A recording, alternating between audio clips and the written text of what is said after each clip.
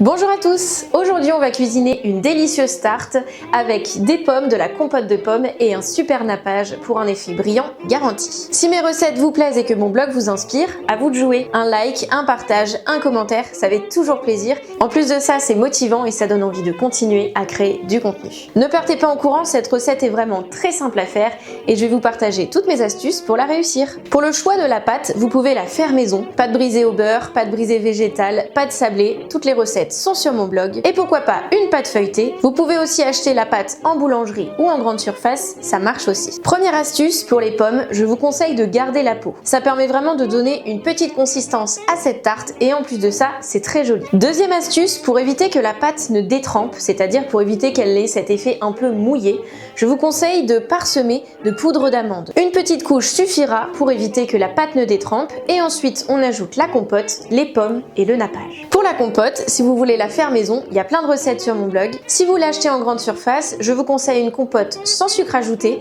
Ça signifie que tout le sucre présent viendra des fruits uniquement. Il n'y aura pas de sucre ajouté, tout simplement. Le nappage nécessite un tout petit peu de préparation, mais il n'y a vraiment rien de plus simple et ça va donner ce petit côté brillant, un peu comme en boulangerie. Le rendu est top. À la fin de cette vidéo, comme d'habitude, je vous partage quelques astuces pour adapter cette recette. En attendant, on commence par les ingrédients. Pour cette recette, vous aurez besoin d'une pâte feuilletée, de pommes, de poudre d'amande, de sucre blanc, de feuilles de gélatine, d'eau et de compote de pommes.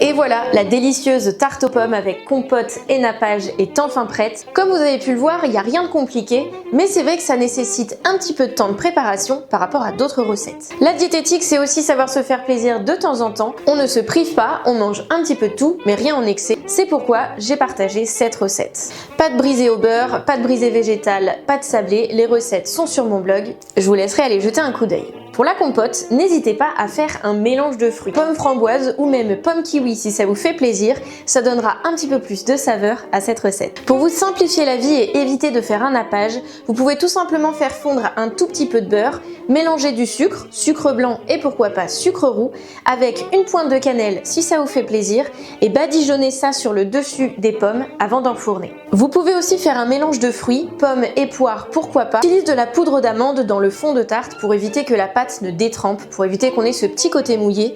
Ça marche aussi avec d'autres fruits oléagineux, poudre de noix, noisettes, pistaches et pourquoi pas cajou. Vous parsemez sur le fond de tarte et ensuite vous continuez la préparation de cette recette. Si vous aimez les desserts, rendez-vous sur mon blog. Tarte, cookies, muffins, il y a de quoi faire. Il y a des nouveautés chaque semaine, les recettes en vidéo avec les fiches recettes à télécharger et comme d'habitude mes conseils et astuces de diététicienne pour adapter cette recette. Si cette recette vous a plu et que mon blog vous inspire, à vous de jouer, un like, un commentaire, un partage, ça fait vraiment plaisir, alors je compte sur vous. On se retrouve très bientôt pour de nouvelles recettes simples, saines et gourmandes. Bon appétit et à bientôt!